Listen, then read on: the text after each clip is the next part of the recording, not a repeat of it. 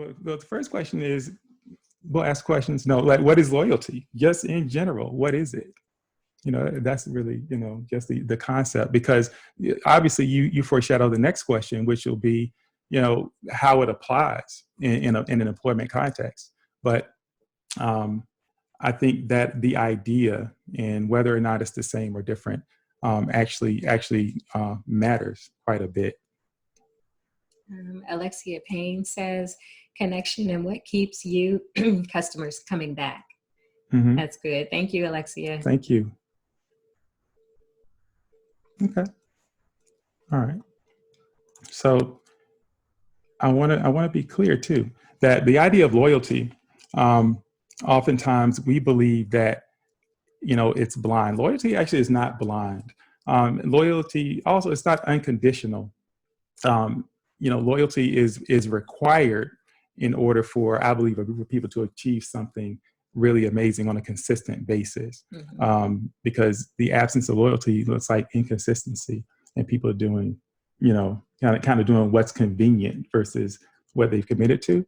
Mm-hmm. But we're going to get a bit more into that. But I'm also curious, we believe that your employee is actually your first customer. Yes. Now, one thing that Jennifer Andrews said is, in terms of loyalty, before you get into the first customer, is doing what you say you will do. Yeah. Words and actions matching.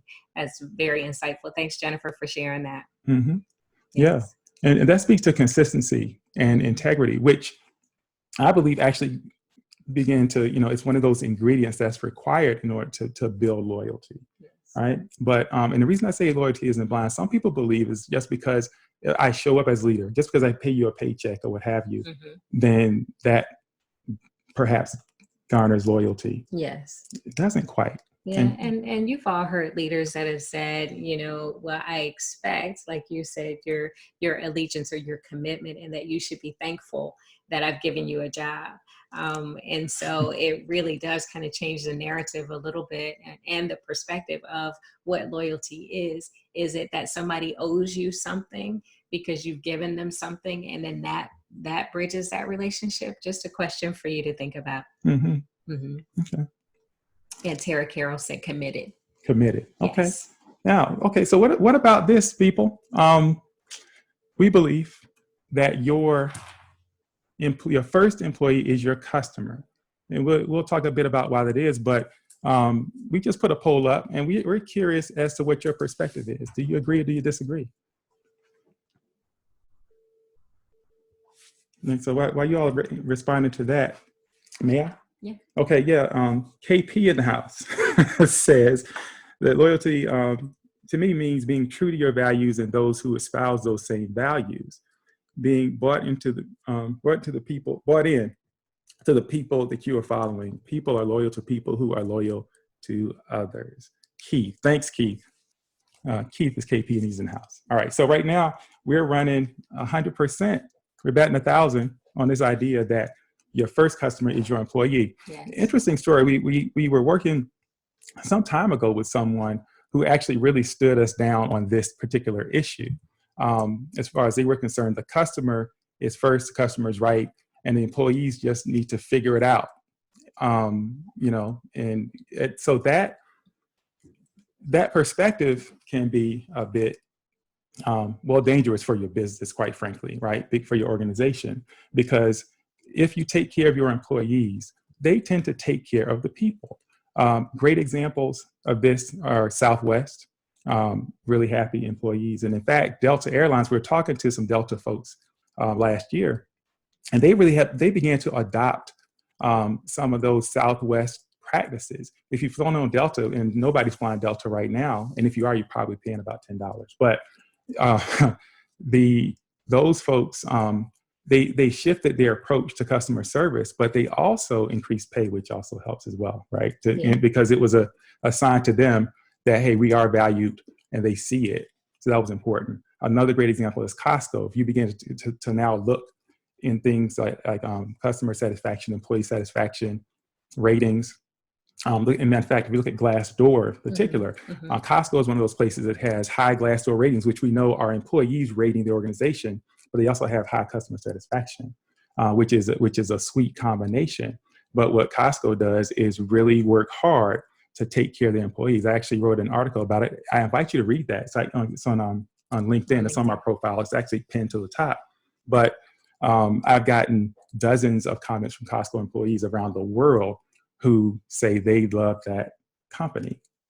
They are loyal to Costco. So yes, and so other things that come to mind are Chick-fil-A and mhm, Google, but also the military. And so the military is one of those organizations where, it is important and imperative that you take care of the soldiers and their families first in yeah, order to, support them doing what we brought them in to train them to do, which is to defend the country. yeah, And so really that whole concept and idea of identifying your first customer as the people closest to you. Some of you are in ministry, and like in ministry, it's often said that although you are ministering or serving or giving to a larger group, your first ministry is the one closest to you, and sometimes it's yourself. So just wanted to add that in, food for thought. yeah. And so I'm gonna go ahead and presume that the agrees have it. We're still at 100% Yes, on we're those good on that that poll. agree with this idea. So we'll just show you the few of the results there. Mm-hmm. But so we're going to talk about a few things with regard to, since we all agree that the employee's first customer, we don't have to spend time trying to convince you of that. And frankly, if you're not convinced of it, it'll be a tough sell here today in an hour. I want us all to be, I don't think I saw the results. Did you oh, share that? yeah, briefly. Oh, Yeah. okay. It must have been quick. Yeah, I'll share it once more. There you go.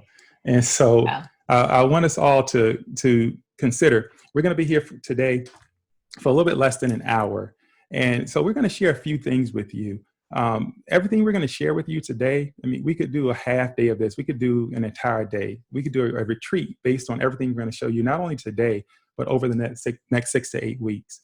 And the reason we're going to be doing this that long is there are several things that we're doing to try to help, try to offer something of value to our community, families, and businesses, because but because we can. I think at times like this, when everybody's struggling, when the economy has basically screeched to a halt, it got me thinking, what do we all do if all of us had nothing? And the truth is, all of us actually have something. So what we actually need to do is come together and share what we have, right? Because if we were to be able to share what we have, then we'd be okay. We need to talk to somebody who maybe grows food and has chickens or something like that. we know some people that We grow do. food and have chickens, And so, and so that's a blessing. I yeah, mean, some of the greens that we have, those were some kale amazing. and collards, Those were amazing. Thank you, were Tyrone. homegrown. So, Yes. but we want to encourage all of you to not get discouraged, but just think about what it is you have to offer the community, and offer it. And if Mm-hmm. we all do that, then we're all going to be fine. And perhaps be creative about how your offering is. So we're a small business, like many of you, and the challenge is, well, do you offer things for free? Can you afford to offer things for free? And I would submit that you probably can't afford not to offer it, even if it's at a lower cost. So think outside of the box on some creative ways to be able to share some of what you do, uh, because you may not be able to do it at the rate or the price that you normally would. So Yeah. just again, throwing that in there, something to consider. Yeah. But today we're talking about loyalty, and you joined us so we could get into that conversation. Prioritizing your first customer. So we're going to share about 4 keys, I think, 4 major things or areas that really kind of help you do that. First of all, we like to really encourage you to drop in the comments anything that you think maybe we should consider or add. But this is what we're going to start with today. Making loyalty a two-way street. So we talked a little bit about your first customer. Thank you for participating in that poll. But loyalty is a two-way street. It's not just a quid pro quo. I couldn't help it. Be an open book. Be ready to battle. And then there's a bonus item. And we'll get to that in a few minutes. Okay. Well, yeah, let's go ahead and just take them right on in. Let's stuff. Okay. All right. Let's do it. Okay. So when we talk about making loyalty a two-way street, I would just submit to you that it's always about the leader first. Leaders establish culture, they establish environment, and certainly the rules of engagement, so to speak. And so what that leader demonstrates within the organization absolutely influences how people respond. It undergirds how things will go, processes, people, systems, all of it depend on what that leader first models. And so loyalty is earned on that first day. If you have a great onboarding process where the leader gets an opportunity to engage every new employee when they first come on board, that is key and critical to establishing a good relationship and building loyalty from the very beginning. Doing what you say you're going to do is this next step and an important step. So that leader sets the tone and it's earned on the first day. We love this quote at the bottom of the screen that you see that says you don't earn loyalty in a day, you earn loyalty day by day. And Jeffrey Gitomer is also known as the king of sales, but it kind of resonated with us, right? So you start out with that first impression, but it is something that is fostered and continues to build over time. Most people where they are meet people where they are. Sorry, meet people where they are, and this requires that you are actually engaging people and that you know your people and that you're in front of them often. But meeting them where they are means that, you know, hey, maybe you're a new leader coming to an organization, or maybe they're new to your organization. And sometimes, and this is Mike says this, sometimes leaders have to fix things that they didn't break. So I'm curious, how many of you either inherited systems or inherited people that were impacted by a broken system? Have you ever been in a situation where you had to repair something that you didn't break? If the answer to that is yes, just drop yes in the chat for us. Yeah. And it's an important thing too. And y'all can use that quote, by the way, no problem. But you do have to repair things that you didn't break. There are oftentimes when we walk into organizations where, say, there have been, mass firings, or even just one key person fired, but it was out of the blue, or like even here recently during the COVID-19 problem. There are a lot of decisions that are being made, and these are hard decisions to make, and we get that, but people are going to be impacted, right? I want you all to even think about the Generation Z.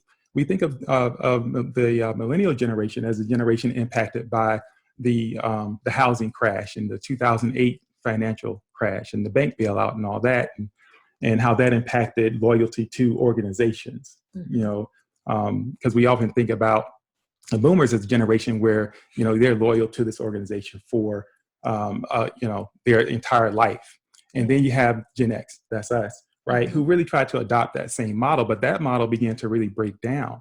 And so that we see that millennials, there are options, right? There've been options, and so there's more of a tendency to shift based on what they believe is best for them.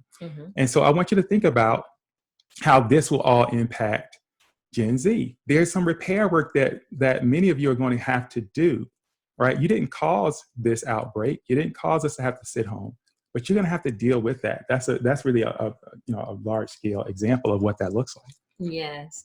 And I also wanted to add, as Jennifer said, right when I said with the 3 things or 4 things were the audio cut out. So I did drop that in the chat for all of you. So check the chat and all of those are listed there, but we're going to cover them each one by one. So that first one was make loyalty a 2-way street. Yes. Yes. Okay. So that second one is to be an open book. And well, what does that mean? In short, it means don't blindside people, right? You see an image here of a blindside hit. These hits have been outlawed recently in all levels of football. I used to actually make hits just like this, and we were encouraged to do that. The problem with this type of hit is that you can really hurt somebody, because if people can't prepare, they don't know what's going to come. You've heard the term, they never knew what hit them. Well, that's literally the case in the terms of a blindside football hit. Well, what about when you get hit with a sudden change in your employment, a job loss, some problem that's been brewing but no one ever told you? We actually see this a lot here in town, where a restaurant will just close literally overnight, Yes. and the employees show up and the doors are chained and there's a sign on the door. Yes, yes. And that's been unfortunate because there really is no notification. You said, you show up one day and the next day they're closed. That Yeah. happened to us twice. We almost thought for a second that it might be, it might have something to do with us, because it literally, two of the restaurants, we were there one day and 2 days later they closed. Yeah. And some of you know those. That was Fats in Evans, Hmm. and then also recently Zoe's Kitchen. And so it kind of leaves the public or the people, the consumers, wondering what happened. But it Hmm. also just comes out of nowhere. So maybe not for the owners of the organization, but it doesn't just impact that the owners and that team, because the workers are showing up and not have jobs, but it also impacts the community. Yeah. Um, Ron Harvey had a good question, Hmm. and he said, how do you create loyalty in an organization that is laying people off due to COVID? So Yeah. that's kind of a blindside moment as well. Right. Right. And that's actually what we're kind of getting into. Thanks, Ron. Um, because when you're talking about your team, keeping people informed at every turn, you have to deliver the truth, right?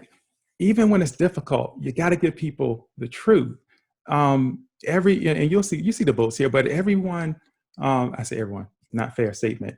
A lot of people feel uncomfortable with the reactions that they're going to get if they are transparent with what's going on. And so they try to control and limit the information.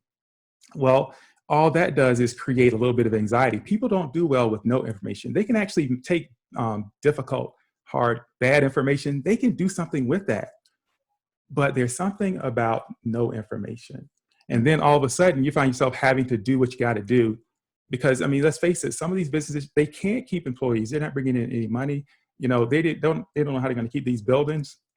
And so they have to do what they need to do right now. And so you build loyalty by being honest and giving people an opportunity to brace themselves, give them an opportunity to shift. When you're not fully transparent, you rob them of that opportunity. Right. And so now all of a sudden, now it's like, oh, by the way, the doors are locked and the chains are on it. Good luck. Yeah. And so, because what you're doing, and we put in the flyer that went out for this, a fail-resistant type organization, right? Mm. Nothing's fail-proof, but people don't punish you for mistakes. They don't punish you even for things that you can't control.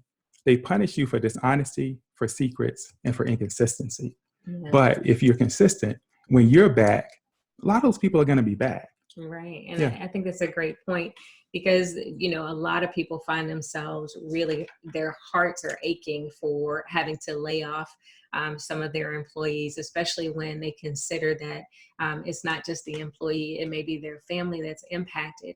But statistically, research has shown that when you are forthcoming and you're upfront and honest at the beginning of a situation, people are more likely to believe you, follow you, and return when you have an opportunity to bring them back.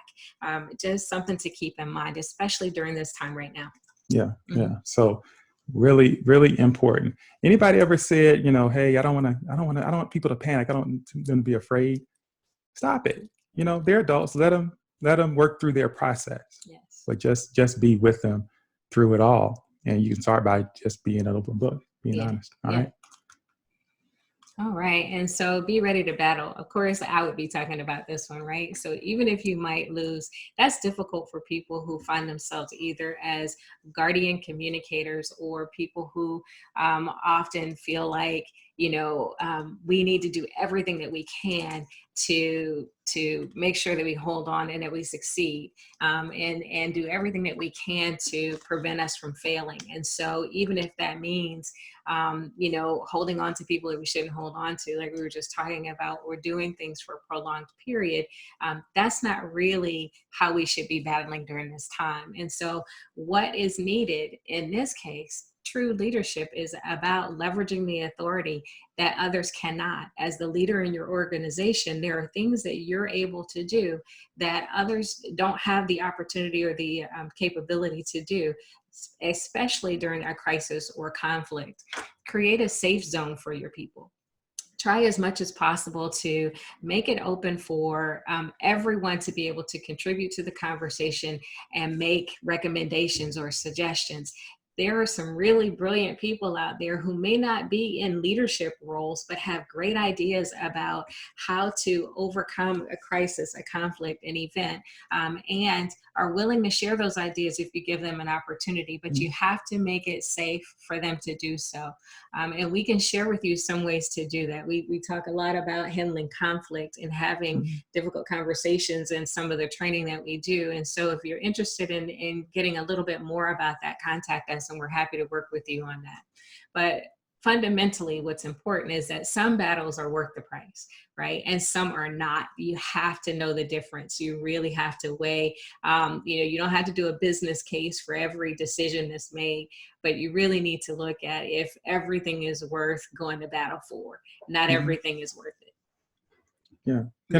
I want to say something on this idea of creating a safe zone too. And it really gets into, you may notice Captain Crozier here, U.S. Navy aircraft carrier captain who was recently relieved. This idea of creating a safe zone. I've been in organizations where you as the leader of that organization, everybody has someone they answer to, right? And so in one or two of those, my job primarily was protecting the people in my shop from all of those external forces that were doing nothing to help and everything to hurt our mission at that time. Captain Crozier, they had a corona outbreak on the ship, and he had reached out trying to get permission to dock and offload the ship. And things weren't happening fast enough. You actually, if you read the admiral in charge of his area of the world at that time, in his mission area, basically wanted them to keep sailing in order to remain, mission ready. And every senior leader in the military knows that the biggest contributor to soldiers, sailors, whomever, not being able to actually do their job is actually disease and non-battle injury, right? If you look historically, over the years, that's what takes people out of the fight. And so Captain Crozier apparently recognized that and was trying to get permission. And ultimately, he sent a letter outside of the chain of command, and that angered his superiors, and he was relieved. But what a lot of people don't know is that his senior officers on the ship actually wanted to they wanted to sign their names to this letter, and he wouldn't let them.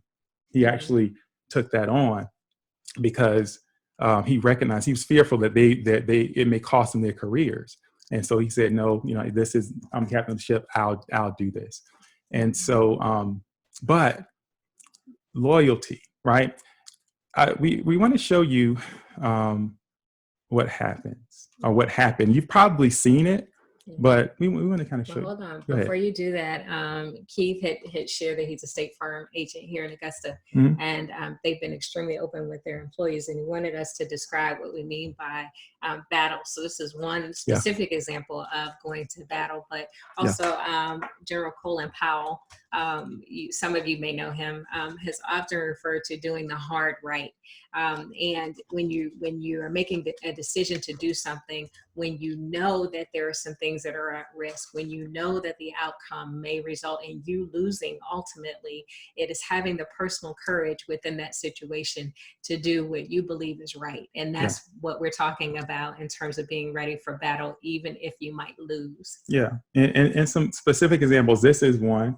We've had several throughout our careers. Typically, for me personally, when I said me personally, I said it, never say that. But when it's a battle, there's something involving some person where there may be some injustice, or there's a process issue, or maybe there's something that we're doing that we need to relook at because it's not resulting in the best outcome for our people. And somebody needs to go and tell that story and, carry the baton on that.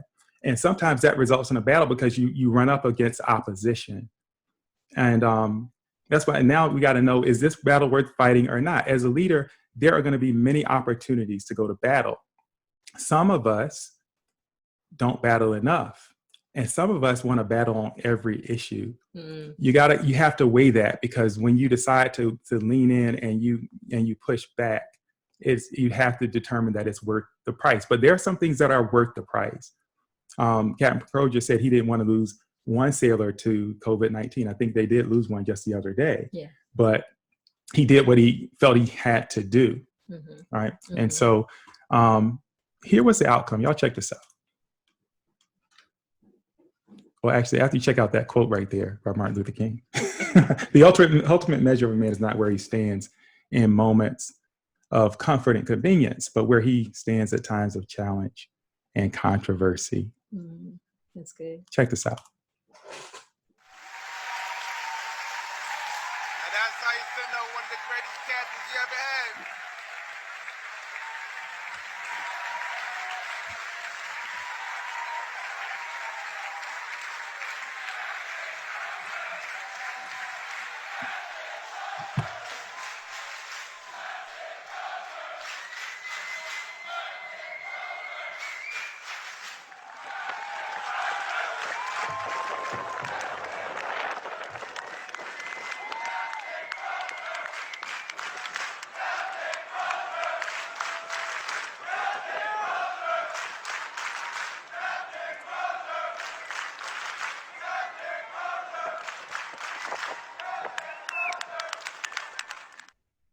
So I think it's safe to say that Captain Crozier, that's the bonus, that Captain Crozier did a lot of things right with regard to garnering loyalty among his crew. We're curious if any of you have any recommendations or best practices about doing that effectively when you have to go to battle. Anybody? Okay, Jennifer Andrews, that's funny. She said, bad Zoom protocol to make us do the ugly cry in front of everyone. Hey, listen, that's an entirely different session, talking about, feeling your emotions. It's okay to feel them, right? Because but we are going to talk about that a little bit, but that's important as human beings, because there's something that we all collectively share when we see something, right? There's something that happens. And that thing happens even if you're looking at a computer screen, obviously, right? So, but anybody have any thoughts about if you have to go to battle, if you have to stand up as the leader and the only one who can effectively advocate, what are some ways that you can do that?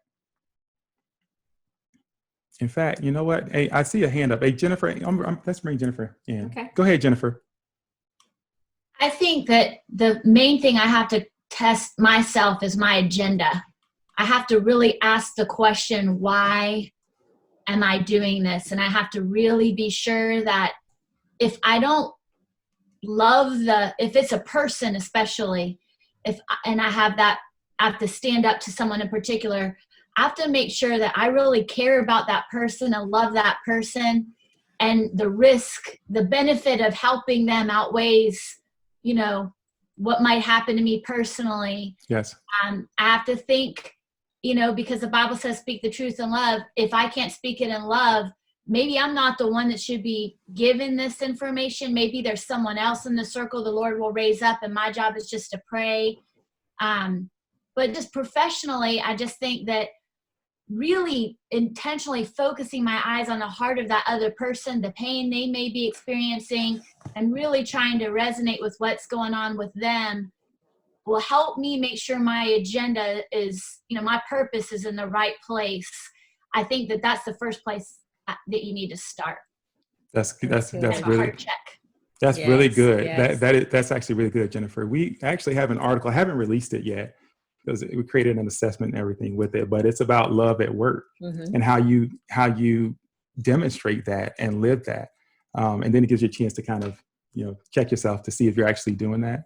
But I think it is very important. Where your motives are will become very apparent. When you're trying to deal with people. Yeah. And as someone said to us recently, real recognizes real. So we believe, I know, don't sigh. We believe that people know and genuinely respond to authenticity and when you are genuine. And so you're not just towing the, or carrying the party line, as they say, and just kind of repeating or parroting what you've been told or what you believe should be said, but it is what you feel. And when it comes from your heart, like you said, Jennifer, it really does make a difference and impacts them differently. Some of you in the chat have talked about how it is difficult to separate your emotions during times where you have to maybe convey a message, especially if it's a difficult message. And so separating the issue from the people or your emotions from what has to happen are all tips, tools, and things that you can build and work on. So thank you for sharing that. Ron And Harvey raised Ron his hand. Harvey, yeah. Ron, you there? Yeah, I'm here. Can you hear me? I can. Yes. Yeah, good morning. I think that the question is like going to battle, and I'm always work on the leadership part of this, when I think about it, and the loyalty piece of it. And so the basic principle or foundation of leadership is service, and serving those that depend on you the most when they need you the most. And so with the video you showed, the people that couldn't help themselves and couldn't change the course of it, leaders kind of have to kind of fall on those swords, when it comes to those battles. And in those battles, even if we look at a biblical principle, I mean, you kind of take the most injury or you're at the most risk, but that's leadership. And I think we'll do it for our kids. We do it for people we love. So the battle is you kind of, it's battle for a reason. But if you can justify that, if you're in a leadership role, what are you willing to sacrifice or go through to ensure that you're serving those that depend on you the most when they need you the most? And it's not going to be convenient. It's not going to be comfortable. And it's going to be scary. And you may get injured in the process, but that's leadership. Yes, sir. Yeah. Thank you, Ron. Appreciate it. That's Ron Harvey. He's VP at Global Core Strategies and Consulting. And we're on with Ron on Monday mornings at 7:30 in the morning doing the Leaders Roundtable. And so you all are welcome to attend that as well. And the information, we'll be putting that out. We've been putting it out and we'll continue to put out the information on how to access that. Yes. Yeah. And so I'll enter this on behalf of KP, who doesn't have a laptop and visibility at his office, but he entered into the chat that they live by a couple of principles. Number one, living honestly in all of our affairs. And two, always doing the next right thing and understanding that whatever happens is what's supposed to happen and it's going to be okay. It's interesting because I think in Frozen 2, and I always either have to throw in a movie or some music. Can't help it. But in Frozen 2, that was one of the things. It was like doing the next right thing. It was great guiding principles for how we should live. So thank you for sharing that, KP. He also said, or Keith, he also says the greatest leaders I have known have been those people who put my best interests even above their own in order to do the right thing. So thank you for sharing that.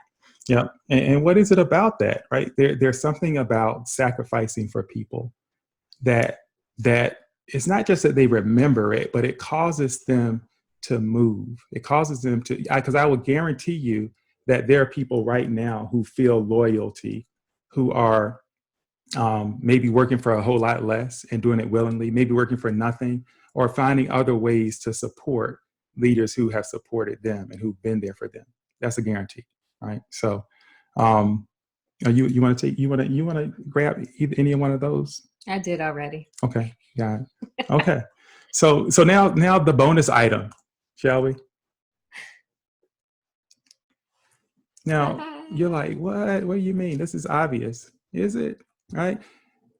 This is item number 4, your bonus: establish meaningful relationships. The research has been done. It's pretty clear that people are not loyal to organizations. They are loyal to other people. Now, some of you could present the argument, well, yeah, but we're loyal to the US and to the flag and to the et cetera. Well, we served, 20 plus years in the Army. And what the military does is they take you through a process. It's an indoctrination process, because you could bring people in, send them straight to whatever school they're going to go to, have them run, get in shape, learn this job, and go do the job. That's not how it works. They bring you in and they bring everybody down to the same common denominator. They cut your hair, they stick you in a place with all these other people, and you're in there and it's like all sweaty and it smells, and you're going through this process. You get up early, you get screamed at, you go to bed, get up, get screamed at again the next day. And you do that for a good number of weeks, and something begins to happen. There's something about adversity that builds relationship, because I need you to get through this adversity. This is kind of a word for what's happening right now, right? I need you in order to get through this thing that we're going through right now. Mm-hmm. And something is created through that. That thing is a meaningful relationship, a meaningful relationship. And so there's something about it.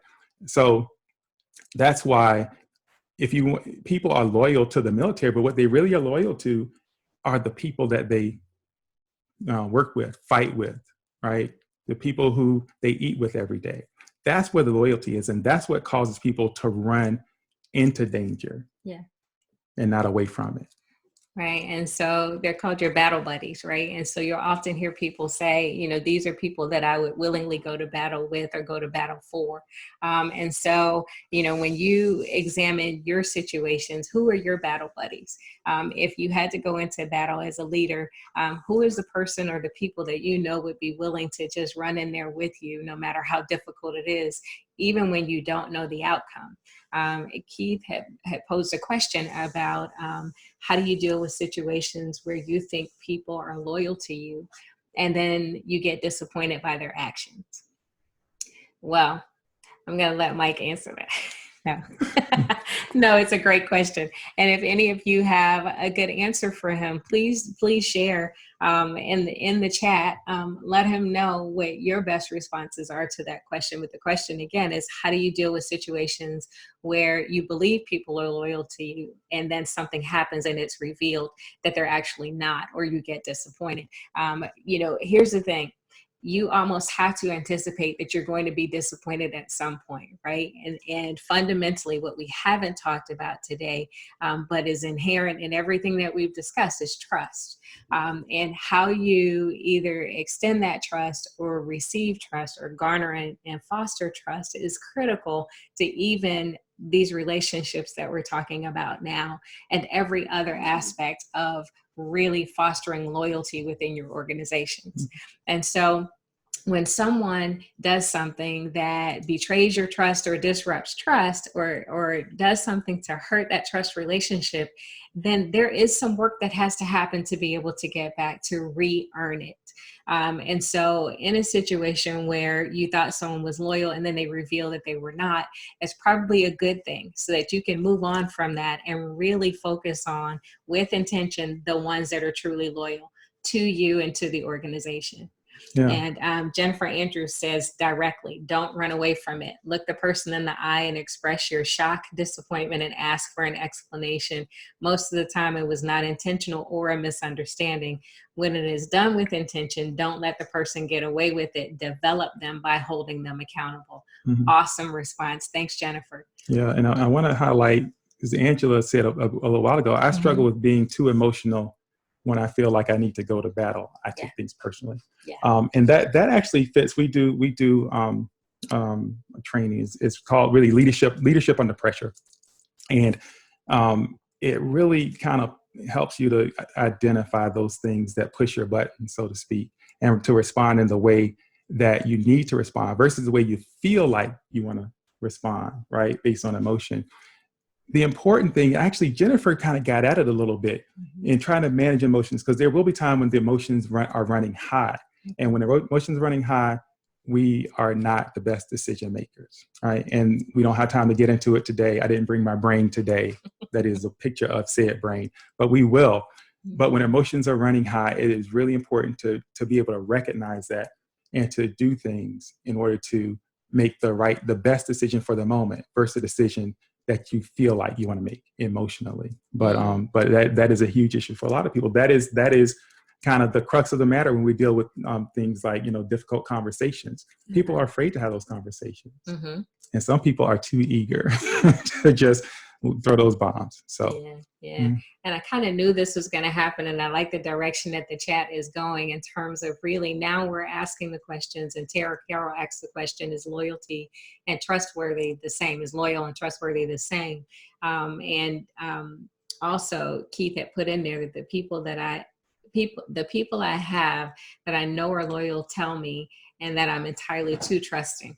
I tend to think that if we love on people and believe in them, they will care about the business like we do. That's not always the case. Yeah. It's not always the case in terms of having a shared vision. And of course, that's something else that we could help you work on. But having a shared vision is different than loyalty and commitment to the organization. Rarely does everyone see it exactly the way that you see it, or is as committed as the leader in this scenario. Mm-hmm. Sometimes it is true, but rarely is everyone on the same sheet of music, which Mm-hmm. is why we encourage having a unified vision, but also hearing what other people's visions are. Mm-hmm. When you are asking or tapping into where they see the organization going, or the goals and what you're working towards, then you can reveal a great deal about where not only their minds are, but where their hearts are as well. So we encourage you to do that. Ron says, be forgiving and know that people make mistakes. Don't destroy them. And I think that's great advice. Yeah. But to answer Tara's question, is loyal and trustworthy the same? Oh, so after all that, you're gonna give me that one. Yeah, I'm gonna give you that one. You're the human performance expert. Listen, I mean, I don't know. You all tell me. I'll say this, and I don't want to give you the political answer on this one, because you may look at it and say, well, no. I mean, yeah, sure, they are the same, right? If you're not loyal, I can't trust you, and if I can't trust you, you're not loyal. I mean, but I think what's important to recognize is that if you believe your trust has been violated, then it's important to recognize that feeling. First of all, identify it, own it, whatever that response is, and then put that where it belongs in your history. If it's a lesson learned, fine. If there's something to be repaired there, fine. But what you don't want to do is to have it impact your decisions going forward, because what will often happen is people will say, well, I got burned one time, fool me once, shame on you, and fool me twice, shame, all that. Each individual is their own case. Each individual kind of brings with them their own history, their own habits, their own everything. Mm-hmm. And so if you've found someone to be disloyal in the past, or you found that you cannot trust someone in the past, that's okay. That has nothing to do with the next person. And so it's a lot more work that way, because the human brain we want it easy, we want it efficient. We want to just put people in a box, label them, and boom, we can make fast decisions. Everybody's different. It doesn't work quite that way. Yeah, something that you mentioned earlier was you drew the contrast between the person's response or commitment to the organization versus the person, and that people often are, based on the relationship, are loyal to the people, not the organization. Is that what you said? Well, yeah. I mean, I think that's where the loyalty tends to lie. With right? the people, not the organization. Correct. Okay. And so when you talk about this idea of trustworthiness and loyalty, consider this, that sometimes people are loyal to the organization because they want to keep their job, they want to keep their position, and the security of it. However, they may not be trustworthy people. Mm-hmm.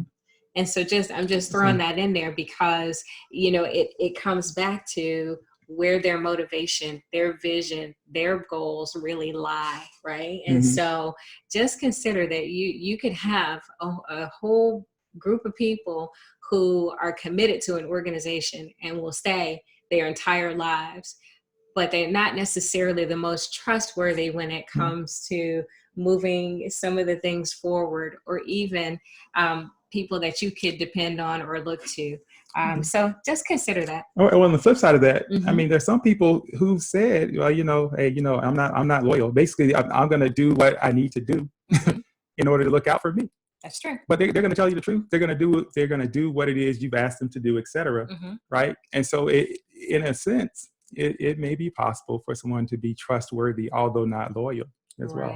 Right. So, and so when we talked about this, that's really the purpose of establishing meaningful relationships. Loyalty tends to be extended to individuals, not organizations. It's all about relationships.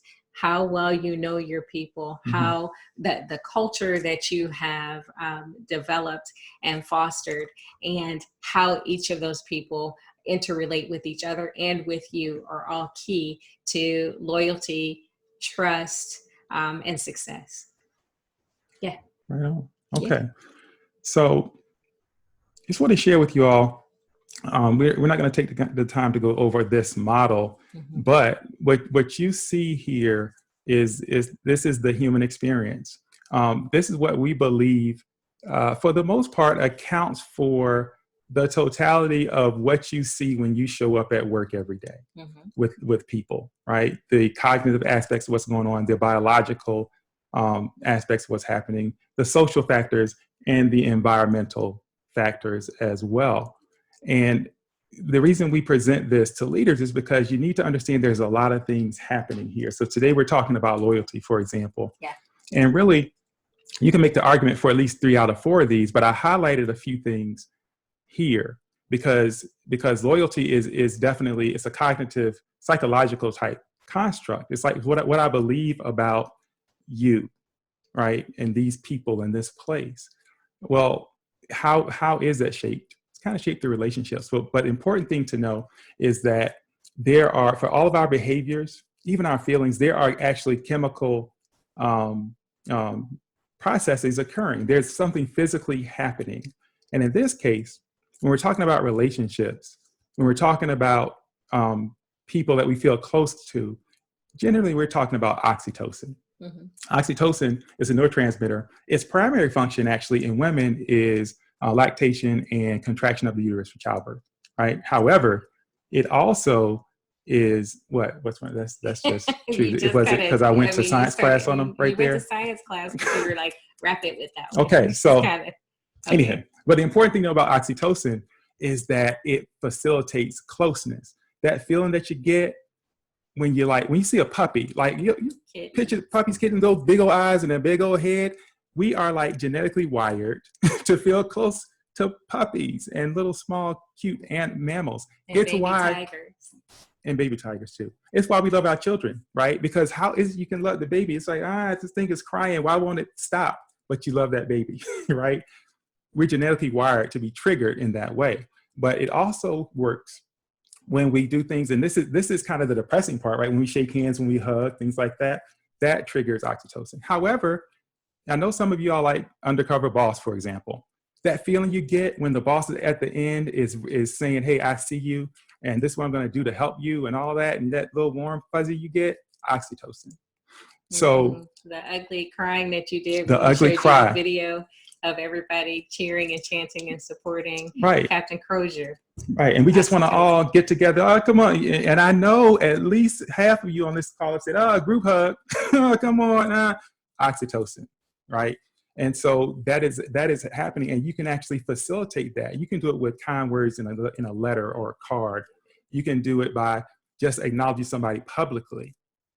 But the important thing about it is that it facilitates closeness. Yes. And that is why loyalty tends to be toward the individual and not the organization, because the individual that shares those things that are very meaningful to us and cause us to draw together. So to the extent that you can create an environment where people have great memories and great experiences, and we're not talking extravagant, we're talking people-centered type things, then you're going to really enhance the level of loyalty. There's a lot of us are going to find out here in a few months how we did with that.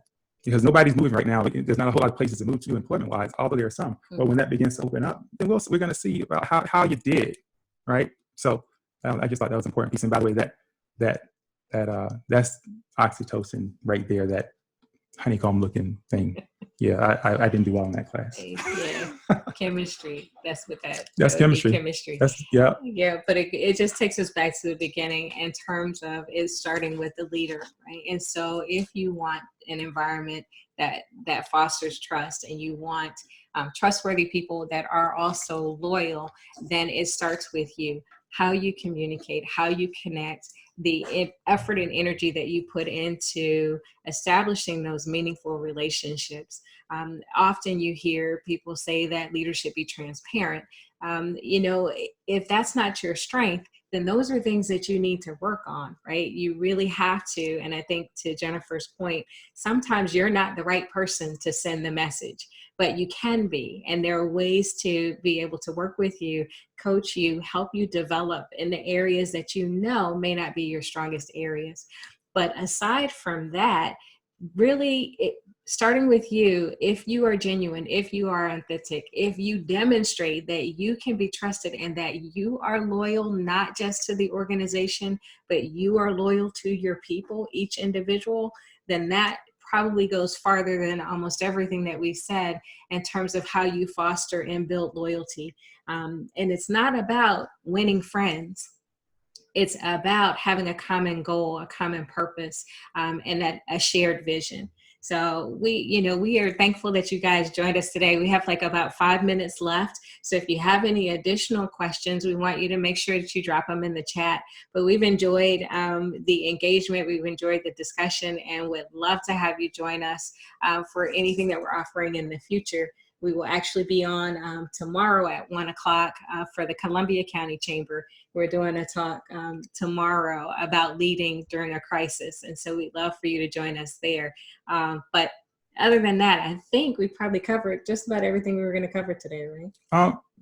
Just about. Okay. Just about. What we like to do, though, is I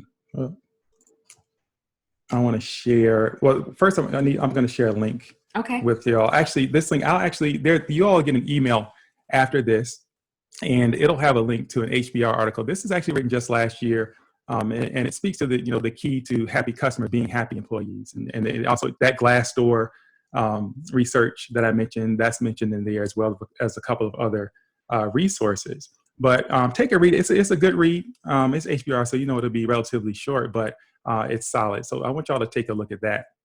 But what we'd like to also offer you, should you dare to try this, is kind of an analysis, an assessment, a very brief assessment of loyalty in your organization. And basically, the way it works is we have a survey we set up. We send you a link, and you just give it to your people, and it's stratified into kind of leaders and employees.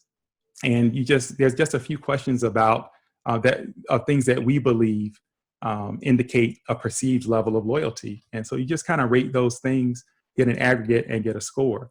The cool thing about it is that you can actually compare the score of the leadership to the score of the employees. And so if you'd like to give that a shot, we'll just type yes actually in the chat, and we'll get you the link, because we'll need a couple of pieces of information from you. If you're watching this after the live piece, just email us at info@connectmovegrow.com if you want to give that a shot.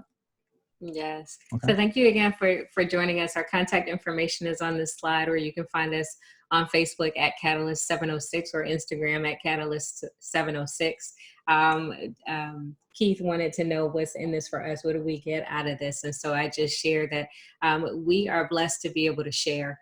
And feel called to share if we believe that if we have some things that may be able to help others, especially during this time, and we're in a position to do that, then we're going to do that. So that's what's in it for us. Well, and to be real, Keith, and I love the question, right? Yeah. Everything of value that we've ever received, that is opportunities, relationships, or whatever, have come on the heels of something that we've given away. That's true. And so that's true. Yeah, I know. So it's not a great business model. Well, I mean, I think it is actually a great business model. It's true. It's the idea of really planting, right? Yeah. Because our hope is that once we're long gone, something will be different because we were here. And so it's really the idea of planting, and we don't always have to see what the outcome is. We just need to know. I didn't come here to preach, but that seed has been planted in fertile ground, and if that's been done, then that's good enough for us for now. Yes, that's it. So with that, is any last questions before we sign this thing off? Just that when we do another session, can we invite others to join? Please and invite. I said, yes, yeah, absolutely. Please invite others to join. Share those emails. Share those links. we'll be here every Thursday at 11:30. We'll be on with Ron every Monday morning at 7:30. We also do the break room. That's just no agenda and some foolishness, to be honest with you. But it's fun. But we do the break room on Tuesday at 11:30. It's just time to stop going to meetings and to chat about whatever. So yeah. that's So it. just like Mike said, if you want that assessment, type yes in the chat, and we will see you guys soon. All Thanks. right. Y'all take care. Hugs to you. All right. Enough love, Wendy.